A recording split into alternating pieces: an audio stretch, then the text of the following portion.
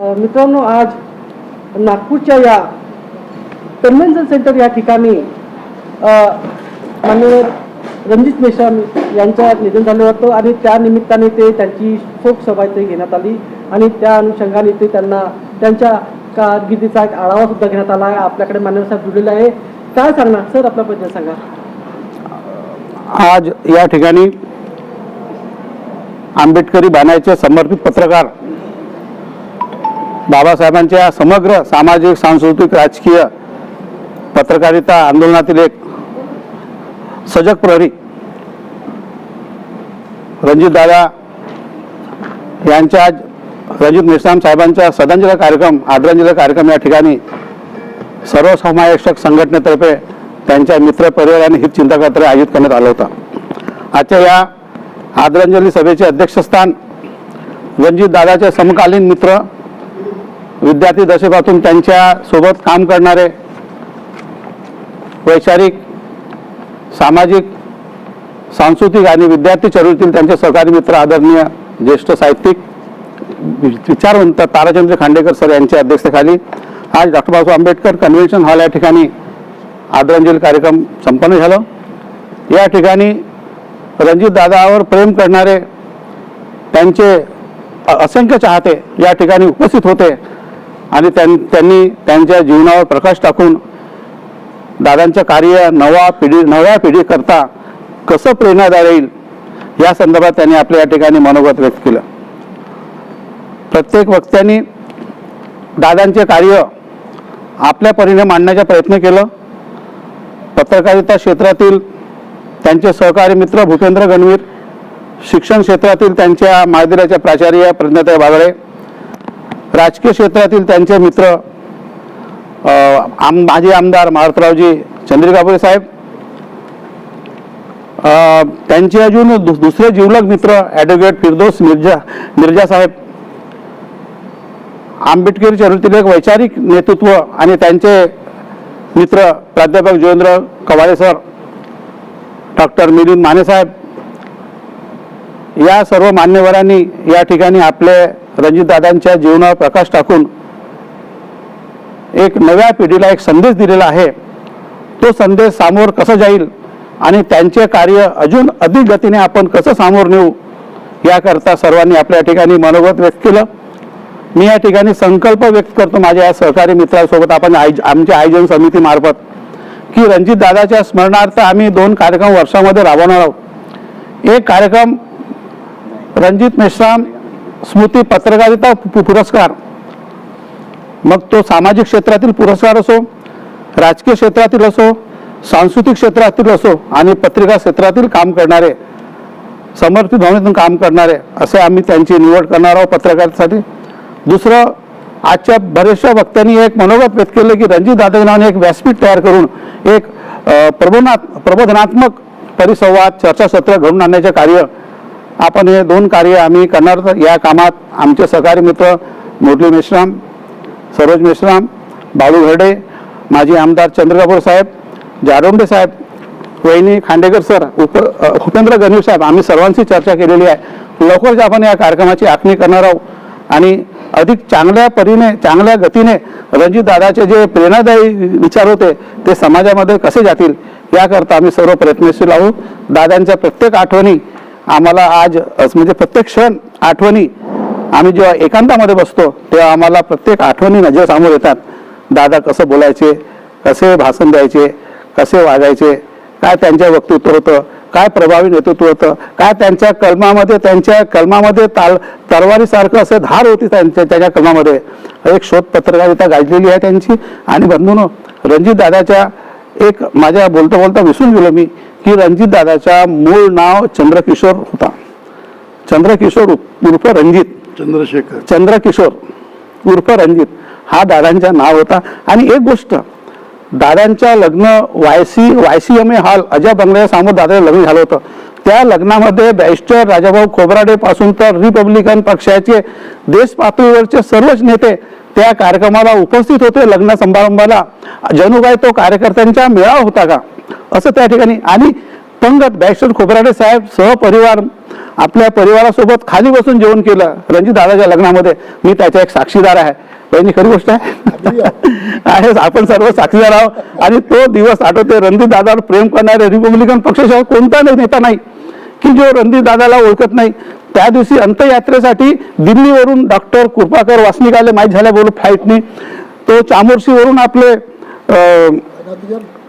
चामोर्शीवरून आले, ब्रह्मपुरीहून आले, चंद्रपूरहून आले, अमरावतीहून आले, यवतमाळहून आले, अकोल्याहून आले. म्हणजे एवढे दादावर प्रेम करणारे लोक त्या दिवशी म्हणजे बाहेर गावातून त्या दिवशी दादाला आदरांजली करण्याकरता आला. हा त्यांचा प्रेम आहे. हा असंच प्रेम सर्वांमध्ये राहो. आणि दादांच्या फक्त आता तो एक रणजित नावाचा वादळ संपलेला आहे आणि त्यांचे कार्य आपण लोकांसमोर प्रेरणादायी आहेत. ते कार्य कसे सामोर जातील याकरता आपण सर्वांनी प्रयत्न करावं. हीच दादांना खरी आदरांजली द्यावी. मान्यवर रणजित साहेब यांच्यासोबत पत्रकार क्षेत्रामध्ये कारकिर्दीमध्ये काम करणारे मान्यवर साहेब आपल्याशी जुळलेले आहे आणि आज इथे त्यांच्या निमित्त शोकसभेच्या निमित्त इथे आठवणीचा एक आढावा घेतलेला कार्यक्रम घेण्यात आला. सर आपल्याकडे मान्यवर साहेब जुळलेले काय सांगा जाऊ सर आपला परिचय सांगा. प्राध्यापक रणजित मेश्राम हे एक अष्टपैलू व्यक्तिमत्व होतं. हे आज आपल्या सगळ्या वक्त्यांनी आपल्या भाषणातलं मांडलेलं आहे. माझा त्यांचा अतिशय जवळचा संबंध होता. त्यांच्या विद्यार्थी दशेपासून ते आमच्यासोबत राहिलेले आहेत. रिपब्लिकन विद्यार्थी फेडरेशनच्या चळवळीपासून त्यानंतर बाबासाहेब आंबेडकरांच्या आंदोलनाचे जे वेगवेगळे आयाम होते, सामाजिक, राजकीय, साहित्यिक, सांस्कृतिक अशा सगळ्या आयामांमध्ये आम्ही सोबत कामं केलेली आहेत.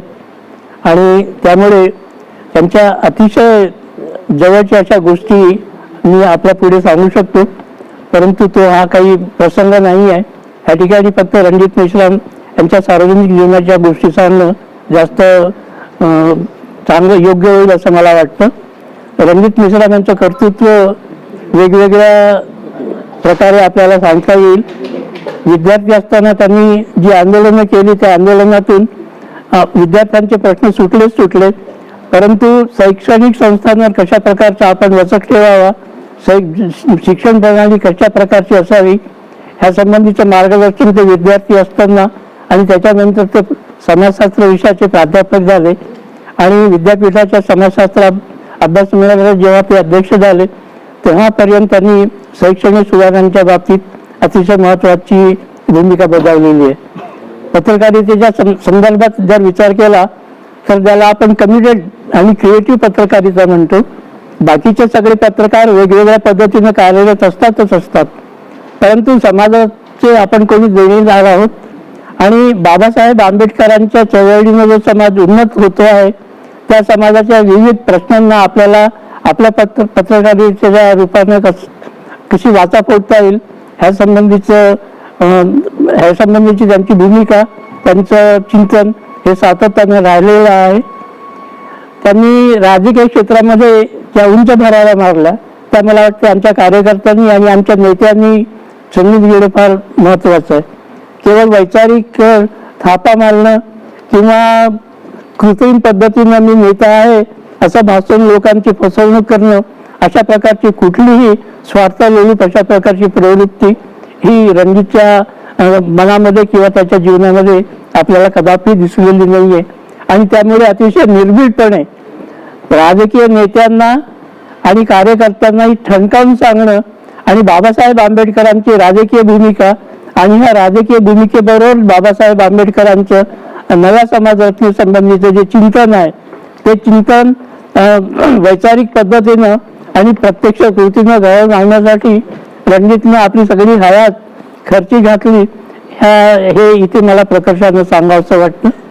आमच्या तरुण पिढी पुढे आणि कार्यकर्त्यापुढे रणजितचा हा जो आदर्श आहे तो आदर्श हाच आहे की बाबासाहेब आंबेडकरांच्या महापरिनिर्वाणानंतर त्यांनी इथे जी एक क्रांती करण्याचं महत् कार्य सुरू केलं, युगप्रवर्तक कार्य सुरू केलं ते पुढे रेटण्यासाठी रणजित मेश्राममधली वैचारिकता, त्यांच्या अंतःकरणातील कृतिशीलता आणि समाजाच्या प्रती समर्पण करण्याची जी भावना आहे ती आपला आदर्श मानून आमच्या युवकांनी, कार्यकर्त्यांनी आणि नेत्यांनी सुद्धा हा आदर्श अंगी बाळगावा हीच त्यांना खरी श्रद्धांजली होईल. असं मला वाटतं. मित्रांनो, आज आपल्या समाजातून एक धगधगणारा सूर्य हा निघून गेला आहे आणि समाजाची एक मोठी क्षती झालेली आहे. याकरिता शोकसभेचा इथं कार्यक्रम घेण्यात आला. त्याकरिता मोठ्या प्रमाणामध्ये लोक इथे येऊन त्यांना आदरांजली वाहिलेली आहे आणि आपल्याकडे मान्यवर साहेब जुळलेले आहे. हे सुद्धा इथे शिरकत केली कार्यक्रमामध्ये. सर, आपला परिचय सांगा, काय सांगणार? समाजाची मोठी क्षती झाली आहे. आजचा दिवस आमच्या सर्वांच्यासाठी फार तसा दुःखाचा दिवस होता. अत्यंत प्रखर आठवणी आम्ही दादांच्या जीवनाच्या बद्दल या ठिकाणी सर्वांनीच उद्धृत केलेले आहेत. प्राध्यापक रणजित मेश्राम सर हे एक या विदर्भातीलच नव्हे तर महाराष्ट्रातील आणि मध्य भारतातील एक गाजलेलं नाव. एक चांगलं नेतृत्व, एक चांगलं वक्तृत्व, एक चांगले पत्रकार, आंबेडकरी चळवळीचे भाष्यकार, ह्या विषयांवर त्यांचा हातखंडा होता. त्यांच्या मार्गदर्शनामध्ये आम्ही लहानचे मोठे झालेलो आहोत. राजकारणामध्ये सुद्धा आम्ही त्यांचेच बोट पकडून समोर मार्गक्रमण करीत आहोत. त्यांचा राजकारणावरचा जो प्रचंड अधिकार होता आणि त्या अधिकारवाणीने ते बोलायचे रिपब्लिकन चळवळीविषयी खास करून. तर आज जी रिपब्लिकन चळवळ या नागपूर शहरातच नव्हे तर या महाराष्ट्रामध्ये खऱ्या अर्थानं जी रुजली असेल आमच्या तरुणांच्या मनात, ते रणजित दादांमुळे रुजली आहे. त्यांचं लेखन असो, त्यांचं भाषण असो, हे आमच्यासाठी पर्वणी असायची. आज आमच्यामध्ये ते नाही आहेत, परंतु त्यांनी आजपर्यंत जे आम्हाला मार्गदर्शन केलं आहे, आम्ही जिवंत असेपर्यंत त्यांच्या मार्गदर्शनावर आम्ही चालत राहू. आजही आमच्यामध्ये ते जरी नसले तरी अनेक स्मृती ज्या आहेत त्या आमच्या मनपटलावर अजूनही जशाच्या तशाच कोरलेल्या आहेत आणि त्या ताज्या आहेत. मी माझ्या परिवारातर्फे दादांना आदरांजली वाहतो. रणजित मेश्राम साहेबांनी लोकमत या वृत्तपत्रातून एक समाजापर्यंत आपली आवाज पोचवली आहे आणि ज्या गरीब तबका लोकांपर्यंत त्यांच्या ज्या समस्या होत्या त्याच्यावर लिहून त्यांनी आपली गोष्ट ठेवलेली आहे आणि पत्रकार संघातील लोक आपल्या जुळलेले आहे. सर, आपला परिचय सांगा, का सांगणार? आपली समाजाची एक मोठी क्षती झालेली आहे, का सांगणार? मी भूपेंद्र गणवेल. सामाजिक प्रगतीचे चार किंवा 5 क्षेत्र आपण जनरली समजतो. राजकीय, सामाजिक, सांस्कृतिक, साहित्यिक आणि पत्रकारिता. तर या सर्व क्षेत्रात, या 5-6 क्षेत्रात रणजित मेश्राम यांनी आपली छाप सोडली होती. त्यांनी वाणी आणि लेखणी दोन्हीचे ते धनी होते आणि त्या जोरावर त्यांनी वेगवेगळ्या क्षेत्रावर आपली छाप सोडली. त्यांचं एक वैशिष्ट्य होतं, लिखाणाचं वैशिष्ट्य होतं, तसंच भाषणाचंही वैशिष्ट्य होतं. ते बोलताना विश्लेषणात्मक बोलत, अधिक आक्रमक बोलत आणि मुद्दे घेऊन बोलायचे. पत्रकारितेतले 3 गुण महत्त्वाचे असतात. एक निर्भीडता, दुसरी निपक्षपातीपणा आणि तिसरा असतो सत्यनिष्ठपणा. तर ह्या 3 गुणाचा त्यांनी कटाक्षाने वापर केला आणि त्यामुळे त्यांची पत्रकारिता फुलली. आणि लोकमतच्या प्रारंभी त्यांनी शोध पत्रकारितेच्या माध्यमातून आपली पत्रकारितेवर छाप सोडली. त्याबद्दल त्यांना महाराष्ट्रातलं अतिशय प्रतिष्ठित असं पुरस्कार मिळाला होता. त्यांच्यावर अग्रलेख सुद्धा लोकमतने लिहिलं होतं. त्यांच्या पत्रकारिता क्षेत्रातील योगदान हे सातत्याने सदैव आठवणीत राहील. याच सोबत त्यांनी राजकारणावर आणि नवीन पिढी घडवण्यासाठी त्यांनी फार काम केलं. मला वाटतं तेव्हा जे मुलांना शिकवत होते ते फक्त विद्यादान एवढंच करत नव्हते, तर ते विद्यार्थ्यांना प्रश्न विचारायला शिकवायचे. समाजातील प्रत्येक नागरिक हा निर्भीड व्हावा, तो निपक्ष व्हावा आणि तो आपल्या हक्कासाठी लढावा, या दृष्टीने त्यांनी अनेक विद्यार्थी घडवलेत आणि त्या विद्यार्थ्यांची मोठी संख्या महाराष्ट्रभर विखुरलेली आहे. विशेषतः विद्यार्थिनींची मोठी संख्या विखुरलेली आहे. कारण मला असं आठवते, मी एकदा त्या गर्ल्स हायस्कूलवर एकदा लिहिलं होतं, तेव्हा मला असं सांगण्यात आलं होतं, सायंकाळी 5 वाजले की तिथून निळे पाखरं बाहेर पडायचे, कारण तिथला गंध असा निळा आणि पांढरा असा होता. ते त्या निळ्या प्रकाशात त्यांनी आपले विचार रुजवले आणि त्यातून अनेक पक्षी निघाले आणि ते महाराष्ट्रभर विखुरले आहेत. त्यांना या निमित्तानं या सगळ्या क्षेत्रात त्यांनी जी आपली छाप सोडली ती छाप सदैव आठवणीत राहील. आमच्या आणि समाजासाठी त्यांचं जे योगदान आहे ते मोलाचं आहे. त्याचं अनुकरण व्हावं एवढीच माझी अपेक्षा आहे. जय भीम. आज या नागपूरच्या कन्व्हेन्शन सेंटरमध्ये रणजित मेश्राम यांची शोकसभेचा कार्यक्रम घेण्यात आला आणि आपल्याशी चॅनलची बाळू हर्डे साहेब जुळलेले आहे आणि त्यांनी सुद्धा या कार्यक्रमामध्ये एक मोठा पुढाकार घेतला होता. जाणून घेऊया त्यांचं काय सांगणं. सर, आपला प्रश्न सांगा. परमपूज्य डॉक्टर बाबासाहेब आंबेडकरांच्या मानव मुक्ती लढ्याचं नेतृत्व करणारे जे सेनानी होते त्यापैकी एक प्रमुख प्राध्यापक रणजित मेश्राम सर आज आपल्यात नाहीत आणि त्यांना आदरांजली व्यक्त करण्यासाठी हा जो कार्यक्रम आयोजित करण्यात आला होता त्या कार्यक्रमाचा आयोजकांपैकी मी एक, बाळू घरडे. आज या कार्यक्रमामध्ये उपस्थित वक्त्यांनी ज्या आपल्या भावना या ठिकाणी व्यक्त केल्यात रणजित मेश्राम सरांबद्दल, तर प्रत्येक वक्त्यांचं मन दाटून येत होतं, त्यांचं हृदय भरून येत होता. त्यांच्या कार्याप्रती त्यांच्या भावना व्यक्त होत असताना ते त्यांच्या सोबत घालवलेल्या क्षणामध्ये ते म्हणजे समरथ होत होते आणि त्यांच्या भावना उफाळून येत होत्या, उचंबून येत होत्या. यातून आपण निष्कर्ष काढू शकतो की रणजित दादांचं या समाजाच्या प्रती, युवकांच्या प्रती, युवतींच्या प्रती, प्रत्येक माणसाच्या प्रती जी आत्मीयता व अन्य अत्याचाराच्या विरोधात त्यांची वाणी, त्यांची लेखणी जी तळपत होती, त्यांचं ते व्यक्तिमत्व आपल्या डोळ्यासमोर उभं राहतं आणि ह्या व्यक्तिमत्व आज आपल्यातून निघून गेला. परंतु त्यांचं कर्तृत्व, त्यांचे कार्य नवीन पिढीला प्रेरणादायी ठरतील या पद्धतीनं आम्ही येणाऱ्या काळामध्ये त्यांच्या स्मृतीला उजाळा देण्यासाठी निरंतर कार्य करत राहू. आणि आज जे काय आम्ही बोलत आहोत, जे काही शब्द आहेत त्यातले दादांचे शब्द आज आम्ही वापरून आपल्या भावना सुद्धा समाजाप्रती व्यक्त करत असतो. ह्या दादांचं योगदान आहे आणि दादांची त्यांच्या निधनानं निर्माण झालेली जी पोकळी आहे ती कधी भरून निघणार नाही. परंतु त्यांची स्मृती निरंतर राहावी या दृष्टीनं त्यांचं एक चांगलंसं स्मारक या नागपूर शहरामध्ये उभारण्यात यावं असं आम्ही प्रयत्न करू. संबंधित राजनेत्यांशी बोलून या दिशेनं आपण वाटचाल करू आणि त्यांच्या कुटुंबाला या दुःखातून सावरण्याचं, या दुःख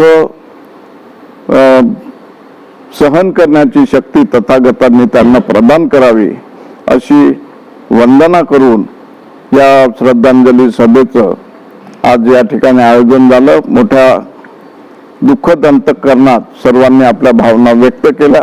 जय भीम.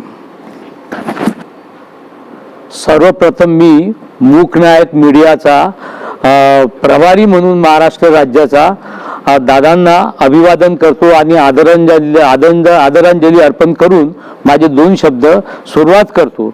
डॉक्टर बाबासाहेब आंबेडकरांनी जो 31 जानेवारी 1920 मध्ये वेदना आणि विद्रोह या 2 मुद्द्यांवर पेपर काढला होता. त्या पेपरची बाबासाहेब आंबेडकरांनी जशी समाजामध्ये लोकांकडून सगळं आकलन करून लोकांच्या व्यथा मांडल्या, त्या प्रकारेच म्हणजे व्यथा मांडण्याचं कार्य आमच्या विदर्भामध्ये नागपूर जिल्ह्यातून रणजित मेश्राम साहेबांनी केलं. आणि त्यांच्या अर्धांगिनी त्या पण डॉक्टरेट आहेत झालेल्या, त्यांचं पण त्यांना तसंच योगदान लाभलेलं आहे. आणि त्यांनी लेखणीमध्ये आपल्या एवढी तीव्रता ठेवली होती की जे क्रिमिनल लोक असतात, क्रिमिनल लोकांना म्हणजे ज्या ठिकाणी न्याय आणि अन्याय होतो त्या लोकांना खरी आपल्या लेखणीतून त्यांची जागृती करून त्यांना पण न्याय मिळवून देण्याचं कार्य खरं दादांच्या लेखणीने केलेलं आहे. दादा एक पत्रकारच नव्हते तर दादा एक प्राध्यापक सुद्धा होते. दादा गर्ल्स हायस्कूलवर टीचर पण होते.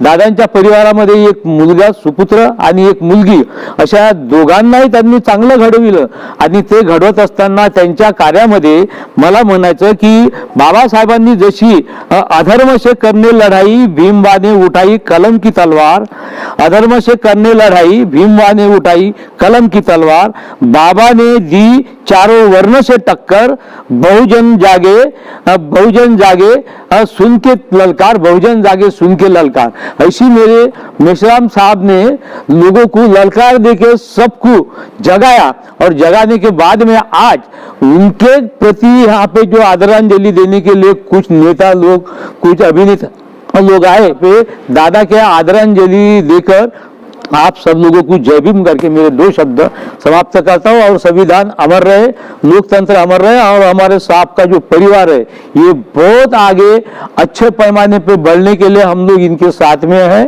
और इनको साहब के नाम से यहाँ पे जो भी कुछ केंद्र बनाने के लिए कोई काम आएगा तो मैं भी बामसेप का भारत रत्न अवार्ड जैसा वैसा मैं बामसेप रत्न अवार्ड ही हूँ. मूक नायक का ज्येष्ठ पत्रकार भी हूँ और मूक नायक का मैं ब्यूरो चीफ भी हूँ और उसके साथ में मैं ऑल इंडिया का बॉडी बिल्डिंग फेडरेशन का नेशनल लेवल का जज हूँ, इंडिया का अच्छा यानी सेक्रेटरी हूँ. ये बहुत सारे मेरे पास में आज यानी प्रोजेक्ट है और उस प्रोजेक्ट के द्वारा मैं दादा से और हमारे ताई से मुलाकात करके इस कार्य में हम बढ़ावा देंगे. इतना कहकर मैं अपने 2 शब्द समाप्त करता हूँ. जय संविधान, जय भारत, जय बुद्ध.